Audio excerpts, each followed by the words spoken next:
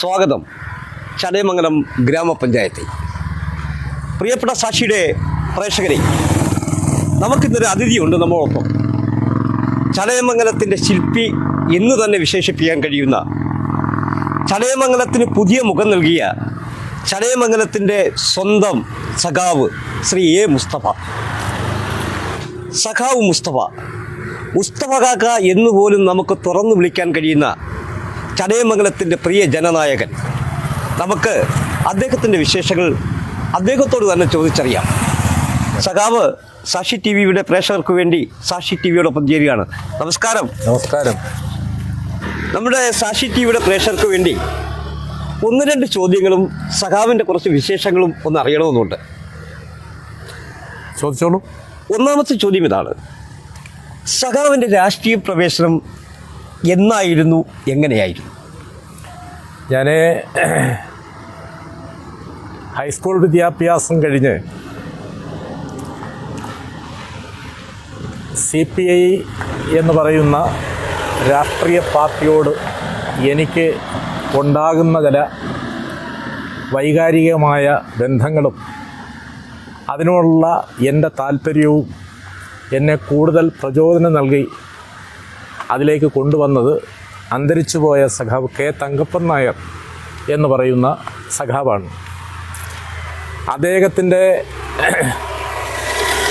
സ്വീകാര്യതയും പൊതുവായ കാര്യങ്ങളിലുള്ള അദ്ദേഹത്തിൻ്റെ ഇടപെടലുകളും പ്രത്യേകിച്ച് വളരെ പാവപ്പെട്ട ആളുകളുടെ ദൈനംദിന ജീവിതങ്ങളുമായി ബന്ധപ്പെട്ട് പുള്ളി സ്വീകരിച്ചിട്ടുള്ള പൊതുപ്രവർത്തനത്തിൻ്റെ രീതിയും എന്നെ കൂടുതൽ അതിലേക്ക് ആകർഷിക്കുകയാണുണ്ടായത്. അങ്ങനെയാണ് 1975 ഞാൻ CPIയുടെ പാർട്ടി അംഗമായി പാർട്ടിയിൽ ചേർന്ന് പ്രവർത്തിക്കാൻ ആരംഭിക്കുന്നത്. ആ പ്രവർത്തനം ഇടതടവില്ലാതെ ഏറെക്കാലം എനിക്ക് മുന്നോട്ട് പോകാനുള്ള പ്രചോദനം നാട്ടുകാരും പാർട്ടി സഖാക്കളും എനിക്ക് വഴികാട്ടിയായും അതിന് പ്രചോദനം നൽകിക്കൊണ്ടും ഒപ്പം ഉണ്ടായിരുന്നു എന്നുള്ളത് എന്നെ കൂടുതൽ ആവേശഭരിതനാക്കി. അങ്ങനെ പ്രവർത്തിച്ച് മുന്നോട്ട് പോകുന്നൊരു സന്ദർഭത്തിലാണ് 1979 63 ശേഷം നടന്ന തദ്ദേശ ഭരണ സ്ഥാപനങ്ങളിലേക്കുള്ള തെരഞ്ഞെടുപ്പിൽ ഞാനും ഒരു പ്രതിനിധിയായി മത്സരിക്കാൻ പാർട്ടി എനിക്കൊരവസരം തരുന്നു. അങ്ങനെ മത്സരിച്ചു. അതിൽ ഞങ്ങൾ ജയിച്ചു. ആ തിരഞ്ഞെടുക്കപ്പെട്ട സമിതിയുടെ പ്രസിഡൻറ്റ് അന്തരിച്ചുപോയ R രാധാകൃഷ്ണപിള്ള, അദ്ദേഹവും ആ സമിതിയുടെ വൈസ് പ്രസിഡൻറ്റ് ഞാനുമായിരുന്നു. ആ ഭരണസമിതിയിൽ ഞാനേറെ സ്നേഹിക്കുന്ന സഖാവ് D രാജപ്പൻ നായർ ഉൾപ്പെടെയുള്ള സഖാക്കൾ ആ സമിതിയിൽ അംഗങ്ങളായിട്ടുണ്ടായിരുന്നു. അന്നൊന്നും ഇന്നത്തെ പോലെയുള്ള കാര്യങ്ങൾ പഞ്ചായത്തുകൾക്ക് ചെയ്യാനുള്ള അധികാരങ്ങളോ വിഭവങ്ങളോ ഉദ്യോഗസ്ഥ സംവിധാനങ്ങളോ ഒന്നും തന്നെ ആ കാലഘട്ടത്തിൽ ഉണ്ടായിരുന്നതുമില്ല. എന്നാലും ആ പരിമിതികൾക്കകത്ത് നിന്നുകൊണ്ട് 16 വർഷങ്ങൾക്ക് ശേഷം നടന്ന ഒരു തെരഞ്ഞെടുപ്പെന്ന നിലയിൽ ആ തെരഞ്ഞെടുപ്പിലൂടെ ഭരണസമിതിയിലേക്ക് കടന്നു വന്ന അംഗങ്ങൾ പരമാവധി നമ്മുടെ നാടിനും നാട്ടുകാർക്കും വേണ്ടി എന്തൊക്കെ ചെയ്യാൻ കഴിയുമെന്നതിനെക്കുറിച്ച് പഠിക്കാൻ അവസരം കിട്ടി. അതിൻ്റെ അടിസ്ഥാനത്തിലുള്ള പ്രവർത്തനങ്ങൾ മുന്നോട്ട് കൊണ്ടുപോയി ആ മണ്ഡലത്തിൽ ഏറെ ശോഭിക്കാനും വിജയിക്കുവാനും എനിക്ക് കഴിഞ്ഞതുകൊണ്ടാണ് തുടർന്ന് നടന്ന എല്ലാ തെരഞ്ഞെടുപ്പുകളിലും എന്ന് ഞാൻ പറഞ്ഞിരുന്നാൽ ഏതാണ്ട് 1900 പഞ്ചായത്ത് രാജ് നിയമം ഭരണഘടനയുടെ പിൻബലത്തോടു കൂടി നിലവിൽ വരുന്നത് 1974 അതിനുശേഷം നടന്ന 95 തെരഞ്ഞെടുപ്പിൽ വീണ്ടും മത്സരിക്കുന്നുണ്ട്, പിന്നെ വിജയിക്കുന്നുണ്ട്. അത് കഴിഞ്ഞു നടന്ന തെരഞ്ഞെടുപ്പിൽ മത്സരിക്കുന്നുണ്ട്. അങ്ങനെ തുടർച്ചയായി തദ്ദേശ ഭരണ സ്ഥാപനങ്ങളിലേക്ക് ഞാൻ നിരവധി തവണ തിരഞ്ഞെടുക്കപ്പെടുകയും ചടയമംഗലം പഞ്ചായത്തിൻ്റെ പ്രധാനപ്പെട്ട ഉത്തരവാദിത്വം ഏറ്റെടുക്കുന്നതിന് അവസരം അതെനിക്ക് ലഭിക്കുകയും ചെയ്തു. സഖാവ് പഞ്ചായത്ത് പ്രസിഡൻ്റായി ചുമതലയേൽക്കുന്ന കാലഘട്ടത്തിൽ നമ്മുടെ ഇന്നത്തെ അവസ്ഥയിലുള്ള ഫണ്ട് അല്ലെങ്കിൽ നമ്മുടെ പഞ്ചായത്തിൻ്റെ ഗ്രാൻറ്റുകളുടെ മൂല്യം വളരെ കുറവായിരുന്ന ഒരു കാലഘട്ടത്തിലായിരിക്കാം. ഈ സാഹചര്യത്തിൽ നിന്നുകൊണ്ട് അങ്ങേക്ക് ഇത്രയും വികസനങ്ങൾ ചടയമംഗലത്ത് കൊണ്ടുവരാൻ എങ്ങനെ സാധിച്ചു? അതായത് 95 നടന്ന തെരഞ്ഞെടുപ്പിൽ ഞാൻ പഞ്ചായത്ത് ഭരണസമിതിയിലേക്ക് മത്സരിക്കുകയാണ്. ഞാൻ ആ സമിതിയുടെ പ്രസിഡൻ്റായും തിരഞ്ഞെടുക്കപ്പെടുകയാണ്. ആ കാലഘട്ടത്തിലാണ് ഈ ജനകീയ ആസൂത്രണം എന്ന പദ്ധതി നടപ്പാക്കാനുള്ള അവസരം നമുക്കെല്ലാവർക്കും ലഭിക്കുന്നത്. അപ്പോൾ അതിൻ്റെ അടിസ്ഥാനത്തിൽ ഈ അധികാര വികേന്ദ്രീകരണവും വികേന്ദ്രീകൃത തലത്തിലുള്ള ആസൂത്രണത്തെയും സംബന്ധിച്ച് നല്ലതുപോലെ മനസ്സിലാക്കാനും എങ്ങനെല്ലാം നമുക്ക് ഒരു നാടിൻ്റെ പൊതുവായ ആവശ്യങ്ങൾക്ക് വേണ്ടി തദ്ദേശ സ്വയംഭരണ സ്ഥാപനത്തിന് കിട്ടുന്ന ഈ ഗ്രാൻഡ് ഇൻ എയ്ഡ് എന്ന് പറയുന്ന പദ്ധതി വിഹിതം നമുക്ക് അങ്ങോട്ടും ഇങ്ങോട്ടും സെക്ടർ മാറ്റാനും അതിൻ്റെ അടിസ്ഥാനത്തിൽ മനുഷ്യരാഗ്രഹിക്കുന്ന കാര്യങ്ങൾ ചെയ്യാനും എപ്രകാരം കഴിയുമെന്നുള്ളതിനെക്കുറിച്ച് നല്ല ബോധ്യമുണ്ടായിരുന്നു. അതിൻ്റെ അടിസ്ഥാനത്തിൽ ഞാൻ ഉദാഹരണമായി എടുത്തു പറയുന്നൊരു കാര്യം, ഇന്ന് ചടയമംഗലത്ത് പ്രവർത്തിക്കുന്ന നമ്മുടെ ട്രാൻസ്പോർട്ട് ഡിപ്പോ അതിൻ്റെ ഒരു തെളിവായി ഞാൻ ഈ സന്ദർഭത്തിൽ സൂചിപ്പിക്കുകയാണ്. യഥാർത്ഥത്തിൽ ഈ ചടയമംഗലം പട്ടണത്തിൽ ഒരു ഡിപ്പോ അനുവദിപ്പിക്കുക എന്ന് പറയുന്നത് വളരെ പ്രയാസകരമായ ഒരു സംഗതിയായിരുന്നു. അങ്ങനെ അഥവാ അനുവദിച്ച് കിട്ടിയാൽ അതിനാവശ്യമായിട്ടുള്ള പശ്ചാത്തല സൗകര്യങ്ങൾ ഒരുക്കുക എന്ന് പറയുന്നത് അതിനേക്കാളേറെ പ്രയാസകരമായ സംഗതിയായിരുന്നു. അങ്ങനെ വന്ന സന്ദർഭത്തിൽ ബന്ധപ്പെട്ട പഞ്ചായത്ത് സമിതി ഈ കാര്യത്തെ സംബന്ധിച്ച് ആലോചിച്ചു. ഇടതുപക്ഷ ജനാധിപത്യ മുന്നണിയാണ് അന്ന് കേരളം ഭരിക്കുന്നത്. EK നായനാരുടെ മന്ത്രിസഭയിൽ നമ്മുടെ ട്രാൻസ്പോർട്ട് വകുപ്പ് മന്ത്രിയായിരുന്ന നാടാരുടെ പേര് നീലലോഹിതദാസ് നാടാർ വകുപ്പിൻ്റെ മന്ത്രിയായിരുന്നു. അതിന് തൊട്ട് മുമ്പ് PR കുറുപ്പ് എന്ന് പറയുന്ന ജനതാദളിൻ്റെ മന്ത്രിയായിരുന്നു ആ വകുപ്പിൻ്റെ. അങ്ങനെ ഞങ്ങൾ ഇക്കാര്യത്തെ സംബന്ധിച്ച് ആലോചിച്ചു. ചടയമംഗലത്തെ ഇടതുപക്ഷ ജനാധിപത്യ മുന്നണിയുടെ പ്രധാനപ്പെട്ട നേതാക്കന്മാർ advocate R Gopalakrishna Pillai, D Rajappan Nair, ഞാൻ ഉൾപ്പെടെയുള്ള ആളുകൾ, ഷബീർ മാറ്റാപ്പള്ളി, അന്ന് ജനതാദളിൻ്റെ അറിയപ്പെടുന്ന ഒരു ഉശിരനായ പ്രവർത്തകനും ബഹുമാനപ്പെട്ട അന്നത്തെ മന്ത്രി PR കുറുപ്പിൻ്റെ അടുപ്പവും ഉണ്ടായിരുന്നയാളെന്നുള്ള നിലയിൽ ഞങ്ങൾ പോയി കണ്ട് ഈ ആവശ്യങ്ങൾ അവരുടെ മുമ്പിൽ ഉന്നയിച്ചു. ആ രീതിയിലാണ് ഇതിന് ആവശ്യമായിട്ടുള്ള അംഗീകാരവും ഈ സബ് ഡിപ്പോ ചടയമംഗലത്ത് പ്രവർത്തിക്കുന്നതിനുള്ള അനുമതിയും ഗവൺമെൻറ്റിൽ നിന്ന് ലഭിക്കുന്നത്. തുടങ്ങി ഈ ഏതൊരു വികസന പ്രവർത്തനവും ഒരു പഞ്ചായത്തിൻ്റെ ചുറ്റുഭാഗത്ത് ചെയ്ത് പഞ്ചായത്തിന് ഒരു ഉണ്ടാക്കിയെടുക്കുക എന്ന് പറയുന്ന സ്ഥലപരിമിതി ഉണ്ടായിരുന്നു. അതിനാവശ്യമായ സ്ഥലം നെഗോഷിയേറ്റ് ചെയ്തെടുക്കാൻ കഴിയാതെ വന്ന സാഹചര്യത്തിലാണ് ഏക്കർ കണക്കിന് സ്ഥലം അവിടെ അക്വയർ ചെയ്തു. അങ്ങനെയാണ് അക്വയർ ചെയ്തെടുത്ത സ്ഥലത്ത് ഇന്ന് പ്രവർത്തിക്കുന്ന നമ്മുടെ മാർക്കറ്റായിരുന്നാലും ശരി, അതുപോലെ തന്നെ ട്രാൻസ്പോർട്ട് ഡിപ്പോ 3.5 ഏക്കർ സ്ഥലം പഞ്ചായത്താണ് അക്വയർ ചെയ്ത് ആ സ്ഥാപനത്തിന് വേണ്ടി വിട്ടുകൊടുക്കുന്നത്. അങ്ങനെ തുടങ്ങിയിട്ടുള്ള പൊതുവായ ചില കാര്യങ്ങൾക്ക് വേണ്ടി, ഓഫീസുകൾക്ക് വേണ്ടി അവിടെ റൂറൽ ഡെവലപ്മെൻറ്റ് ബോർഡിൻ്റെ സഹായത്തോടു കൂടി ചെയ്തിരിക്കുന്ന, ഇന്നിപ്പോൾ നമ്മുടെ വെഹിക്കിൾ ഡിപ്പാർട്ട്മെൻറ്റിൻ്റെ ഓഫീസ് പ്രവർത്തിക്കുന്ന ആ കെട്ടിടം ഉൾപ്പെടെയുള്ള കാര്യങ്ങളെല്ലാം അന്നത്തെ പട്ടികയിൽപ്പെടുത്തി ചെയ്തിട്ടുള്ള കാര്യങ്ങളാണ്. ആ നിലയിൽ ആവശ്യമായ സ്ഥലം ഏക്കർ കണക്കിന് ഏറ്റെടുക്കാനും നിരവധിയായിട്ടുള്ള ഓഫീസുകൾക്കുള്ള അനുമതികൾ വാങ്ങിച്ച് ചടയമംഗലത്ത് കൊണ്ടുവരുന്നതിനും അല്ലെങ്കിൽ അവിടെ സ്ഥാപിക്കുന്നതിനും ഇടതുപക്ഷ ജനാധിപത്യ മുന്നണിയുടെ ഞാൻ നേരത്തെ സൂചിപ്പിച്ച നേതാക്കന്മാരുടെ നല്ല സപ്പോർട്ട് ആ ഭരണസമിതിക്കുണ്ടായിരുന്നു. ഗവൺമെൻറ്റുമായി ബന്ധപ്പെട്ട് നിരന്തരം ഈ ആവശ്യങ്ങൾക്ക് വേണ്ടി ഇറങ്ങിക്കയറാനും അങ്ങനെ ബന്ധപ്പെട്ടവരുടെ എല്ലാം അനുകൂലകരമായ ഒരു പൊളിറ്റിക്കൽ സപ്പോർട്ട് ഇക്കാര്യത്തിൽ നേടിയെടുക്കുന്നതിനും ആ കാലഘട്ടത്തിൽ കഴിഞ്ഞു എന്നുള്ളത് ഏറെ എനിക്ക് എപ്പോഴും എടുത്തു പറയാൻ കഴിയുന്ന ഒരു പ്രസക്തമായ സംഗതിയാണെന്നാണ് അക്കാര്യത്തെക്കുറിച്ച് പറയാൻ. സഖാവിനോടൊരു ചോദ്യം ചോദിക്കട്ടെ? യെസ്. ഈ ചടയമംഗലത്തെ ജനങ്ങൾക്ക് എപ്പോഴും അറിയാൻ പറ്റുന്ന ഒരു രാഷ്ട്രീയത്തിനപ്പുറമുള്ള ഒരു കൂട്ടുകെട്ടുണ്ട്. ആ കൂട്ടുകെട്ടിനെ സഖാവ് A മുസ്തഫ, സഖാവ് D രാജപ്പൻ നായർ എന്നാണ് പറയുന്നത്. ഈ സൗഹൃദത്തിൻ്റെ ഒരു രഹസ്യം ഞങ്ങളുമായിട്ടൊന്ന് പങ്കുവയ്ക്കാമോ? തീർച്ചയായിട്ടും. എനിക്ക് എൻ്റെ പൊതു രാഷ്ട്രീയത്തിൽ ഞാൻ ജ്യേഷ്ഠ സഹോദരന്മാരെ പോലെ കാണുന്ന രണ്ടാളുകളാണ്. ഒന്ന് അഡ്വക്കേറ്റ് R ഗോപാലകൃഷ്ണപിള്ളയും സഖാവ് D രാജപ്പൻ നായരും. ഞാൻ കമ്മ്യൂണിസ്റ്റ് പാർട്ടിയുടെ CPIയുടെ മണ്ഡലം കമ്മിറ്റിയുടെ സെക്രട്ടറിയായി ചടയമംഗലത്ത് വരുമ്പോൾ അദ്ദേഹം കോളേജ് വിദ്യാഭ്യാസം എല്ലാം കഴിഞ്ഞു. അദ്ദേഹം പാർട്ടിയിൽ എന്നേക്കാൾ കുറേ കൂടെ മുതിർന്നയാളാണ്. നിരവധി ചുമതലകൾ ഏറ്റെടുത്തിരുന്ന ഒരാളാണ്.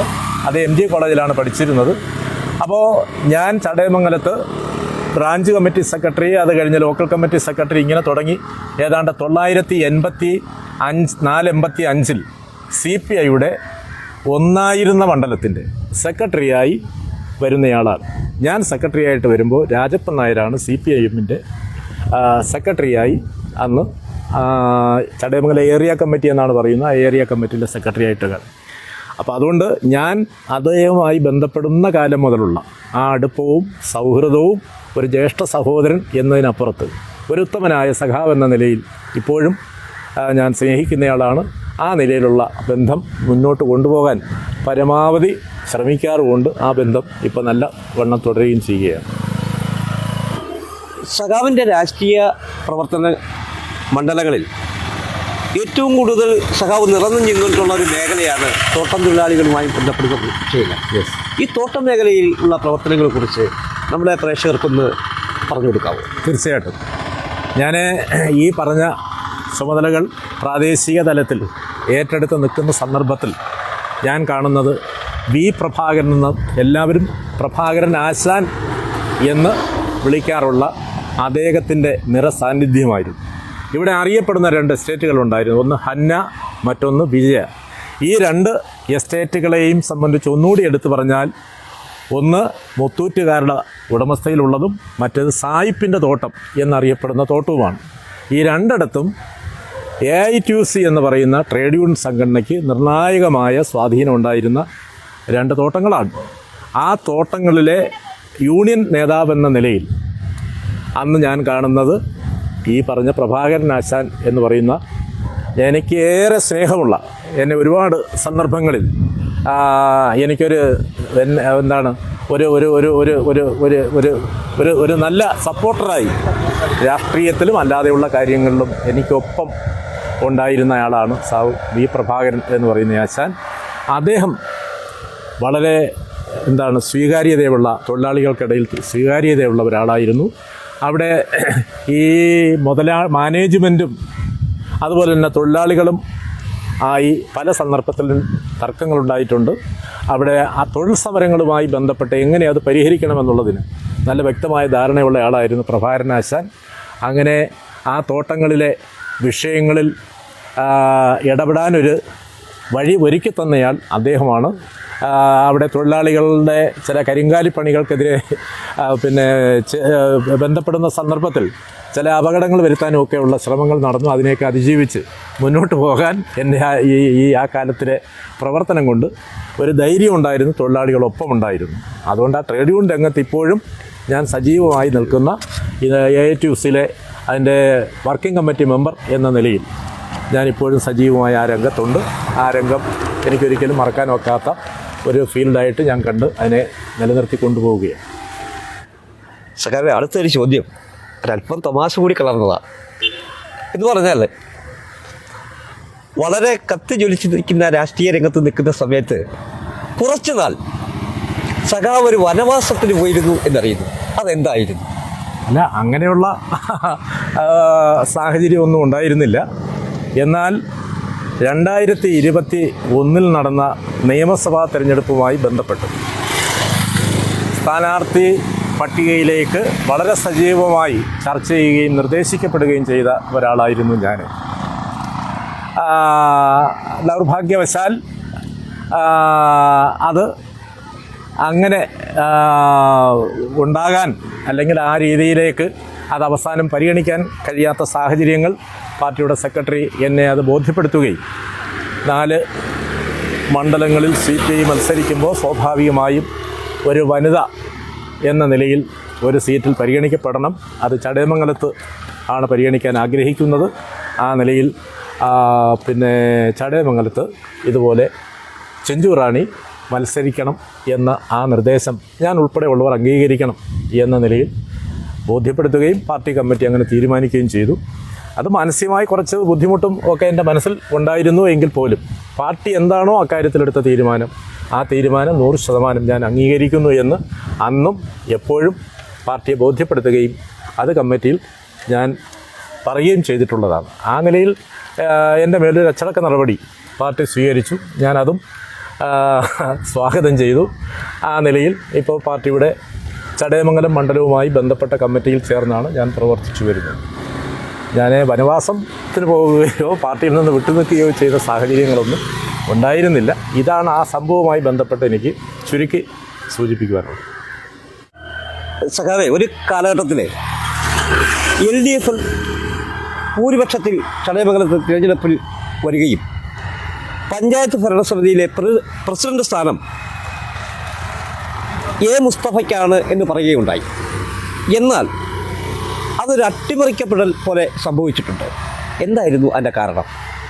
വീണ്ടും രണ്ടാമത് പഞ്ചായത്ത് പ്രസിഡന്റ് എന്ന നിലയിലേക്ക് CPIയിൽ അന്ന് 5 പേര് മത്സരിച്ച് 5 ആളും ജയിച്ചിരുന്നു. LDFന് അങ്ങനെ പഞ്ചായത്തിൻ്റെ ഭരണസമിതി ഭൂരിപക്ഷം കിട്ടി. പ്രസിഡന്റ് സ്ഥാനത്തേക്ക് പാർട്ടിക്കകത്തും മുന്നണിക്കകത്തും എൻ്റെ പേര് നിർദ്ദേശിച്ചു, അംഗീകരിച്ചു. തെരഞ്ഞെടുപ്പിന് വേണ്ടി പഞ്ചായത്ത് ഓഫീസിലേക്ക് കയറി ചെല്ലുമ്പോൾ CPIയുടെ പാനലിലും അതുപോലെ ചിഹ്നത്തിൽ നിന്ന് മത്സരിച്ചിരുന്ന മറ്റൊരാളുടെ പേര് CPIഎമ്മിൻ്റെ ഒരു പ്രതിനിധി നിർദ്ദേശിക്കുകയും മറ്റൊരാൾ അത് സപ്പോർട്ട് ചെയ്യുകയും ചെയ്ത സാഹചര്യത്തിൽ ഞാൻ തള്ളപ്പെടുന്നു, അല്ലെങ്കിൽ പരാജയപ്പെടുന്നു. ഈ പറഞ്ഞ ആര്യദേവൻ നായർ എന്ന് പറയുന്നയാൾ പ്രസിഡൻ്റാകാൻ അങ്ങനെ ഒരു സാഹചര്യം ഉണ്ടായി. അത് വളരെയേറെ LDFനെ സംബന്ധിച്ച് നാണക്കേടുണ്ടാക്കിയ, രാഷ്ട്രീയമായ കാര്യത്തിൽ ഒരുപാട് വിമർശനങ്ങളൊക്കെ ഉണ്ടായ ഒരു സന്ദർഭമായിരുന്നു അത്. എന്തായിരുന്നാലും ആ പ്രസിഡന്റ് ചുരുങ്ങിയ 6 മാസക്കാലം ഒരാളുടെ പേരിൽ അവിശ്വാസം കൊണ്ടുവരണമെങ്കിൽ ചുരുങ്ങിയത് പഞ്ചായത്ത് രാജ് നിയമം അനുസരിച്ച് 6 മാസം വേണം. അപ്പോൾ LDF വീണ്ടും കൂടി LDFൻ്റെ തീരുമാനപ്രകാരം അല്ലാതെ പ്രസിഡൻ്റായ ആളിന് മേൽ അവിശ്വാസ പ്രമേയം കൊണ്ടുവരാൻ തീരുമാനിച്ചു. ആ അവിശ്വാസ പ്രമേയത്തിൻ്റെ നോട്ടീസിന്മേലുള്ള ചർച്ച ആരംഭിക്കുന്നതിന് മുമ്പ് ബന്ധപ്പെട്ട ഈ കക്ഷി തൽസ്ഥാനത്ത് നിന്ന് ഒഴിയുകയും പിന്നീട് നടന്ന തെരഞ്ഞെടുപ്പിൽ ഞാൻ ആ പഞ്ചായത്തിൻ്റെ പ്രസിഡൻ്റായി വരികയും ചെയ്യുന്ന സാഹചര്യമാണ് അന്നുണ്ടായിരുന്നത്. അതുകൊണ്ട് ദൗർഭാഗ്യകരമായൊരു സംഭവമാണ്. ഒരിക്കലും ഈ ചടയമംഗലം പോലെയുള്ള നമ്മുടെ മണ്ഡലത്തിൽ തീരുമാനങ്ങൾക്ക് വിരുദ്ധമായി ഒരു പുതിയ സാഹചര്യം ഉണ്ടാക്കി നമ്മുടെ പാർട്ടിക്കും മുന്നണിക്കും മാനക്കേട് വരുത്തുക എന്ന് പറയുന്നത് നല്ല രീതിയല്ല, പാർട്ടി മര്യാദയല്ല, മുന്നണി മര്യാദയല്ല എന്നാണ് എനിക്ക് അക്കാര്യത്തെക്കുറിച്ച് പറയാനുള്ളത്. സഖാവ്, ഇപ്പോഴേ ചടയമംഗലത്ത് ഏറെ ചർച്ചാ വിഷയമാകുന്നൊരു വിഷയമാണ് പുതിയതായി വരാൻ പോകുന്ന പാറക്കോറി. അവിടെ പലപ്പോഴും ജനങ്ങൾക്ക് താങ്കളുടെ മൗനം ഒരു അസ്വസ്ഥത ഉണ്ടാക്കുന്നതായി തോന്നുന്നു. എന്തുകൊണ്ടാണ് അങ്ങനെ ഒരു മൗനം പാലിക്കുന്നതിൻ്റെ കാരണം? ഇന്ന് കേരളത്തിൻ്റെ വിവിധ ഭാഗങ്ങളിൽ മൈനിങ്ങുമായി ബന്ധപ്പെട്ട ധാരാളം വിഷയങ്ങൾ വരുന്നുണ്ട്. ചടയമംഗലത്തെ സംബന്ധിക്കുന്നിടത്തോളം നിലവിൽ ഇപ്പോൾ പ്രവർത്തിച്ചു കൊണ്ടിരിക്കുന്നതാകട്ടെ ഈ കോറികളുമായി ബന്ധപ്പെട്ട പുതിയ ആപ്ലിക്കേഷനുകളാകട്ടെ ഒക്കെയായി ബന്ധപ്പെട്ട ആളുകളുടെ ഇടയിൽ ഒരുപാട് തെറ്റിദ്ധാരണകൾക്കും മറ്റും ഇടവരുത്തിയ സന്ദർഭമാണ് നിലവിലിപ്പോഴുള്ളത്. ഇവിടെ ഞാനൊരു മൗനം പാലിക്കുന്നു എന്ന് പറയുന്നത് ശരിയല്ല. ഈ കോറി വിരുദ്ധ സമിതി എന്ന നിലയിൽ 1-2 സമിതികൾ ഇവിടെ പ്രവർത്തിക്കുന്നുണ്ട്. ആ സമിതിയുമായി ബന്ധപ്പെട്ട കൂടിയാലോചനകൾക്കും മറ്റു കാര്യങ്ങൾക്കും ഞാനും പങ്കെടുത്തതാണ്, പോയതാണ്. പക്ഷേ നിയമാനുസൃതം ഒരു കോറിക്ക് പെർമിറ്റ് കൊടുക്കണം എന്ന് പറഞ്ഞ് അതിൻ്റെ NOCക്ക് പഞ്ചായത്തിൽ വരുന്നതെന്ന് പറയുന്നത് വിവിധ ഘടകങ്ങൾ അല്ലെങ്കിൽ വിവിധ സർട്ടിഫിക്കറ്റുകൾക്ക് ശേഷമാണ് പഞ്ചായത്തിൻ്റെ മുമ്പിൽ വരാറുള്ളത്. ഒന്ന് മൈനിങ് ആൻഡ് ജിയോളജിയാണ് ഇതിലെ ഏറ്റവും പ്രധാനപ്പെട്ട കക്ഷി. മൈനിങ് ആൻഡ് ജിയോളജി അതിന്മേൽ സ്വീകരിക്കുന്ന നടപടികളും അതുപോലെ ഇത് കൊടുക്കുന്ന ക്ലിയറൻസ് സർട്ടിഫിക്കറ്റിന് ശേഷം അത് സ്റ്റേറ്റ് എൻവറോൺമെൻറ്റ് അതോറിറ്റിയുണ്ട്. അവർ ഈ പാരിസ്ഥിതിക ആഘാതങ്ങളുമായി ബന്ധപ്പെട്ട കാര്യങ്ങളെ സംബന്ധിച്ച് പരിശോധിച്ച് അവർ കൊടുക്കുന്ന സർട്ടിഫിക്കറ്റ്, അതുപോലെ തന്നെ Kerala state pollution control board, മലിനീകരണ നിയന്ത്രണ ബോർഡ് അക്കാര്യത്തെ സംബന്ധിച്ച് പരിശോധിച്ച് കൊടുക്കുന്ന ഇതുണ്ട്.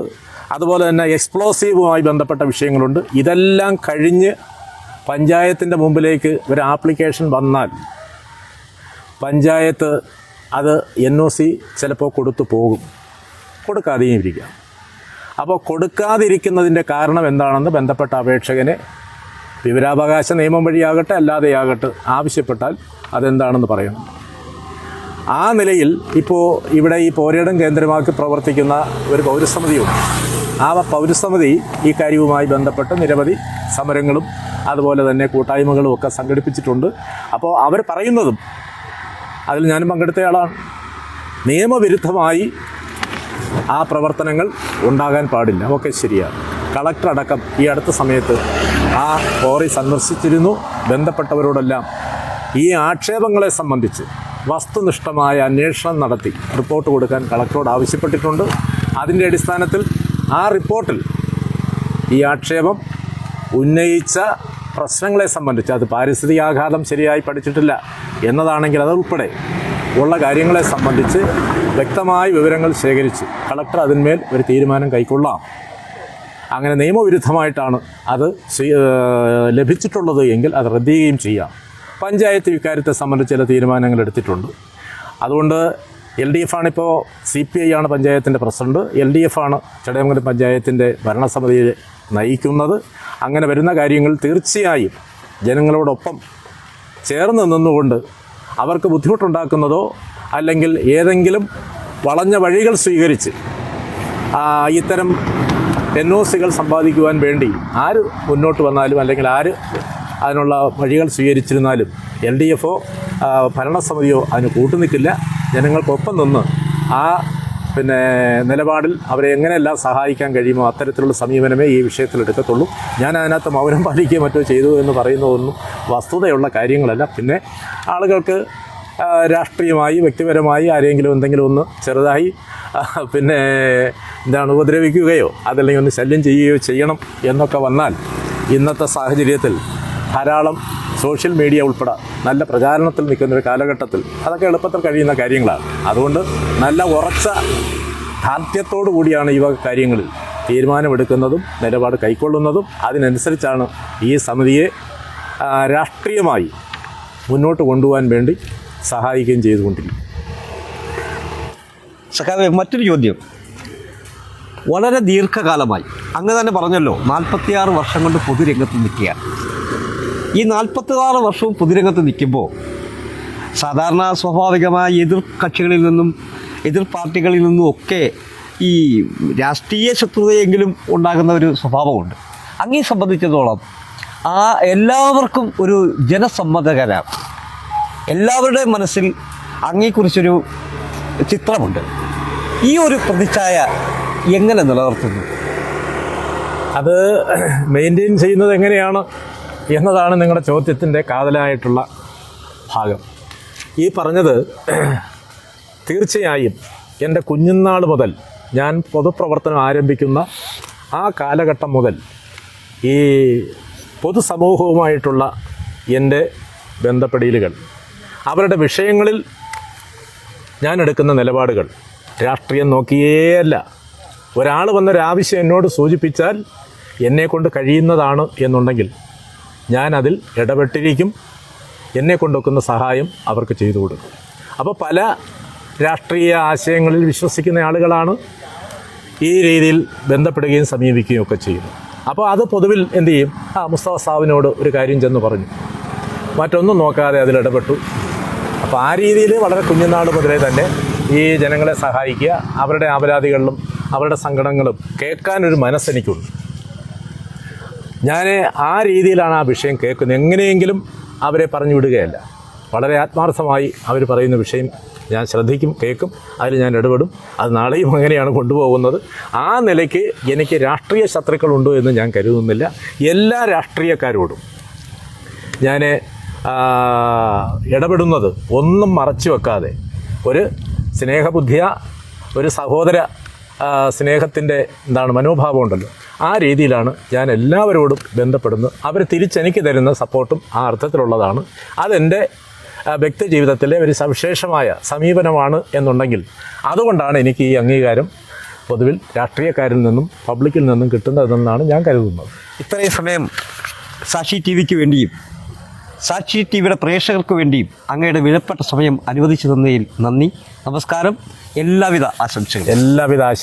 എല്ലാവിധ ആശംസകളും.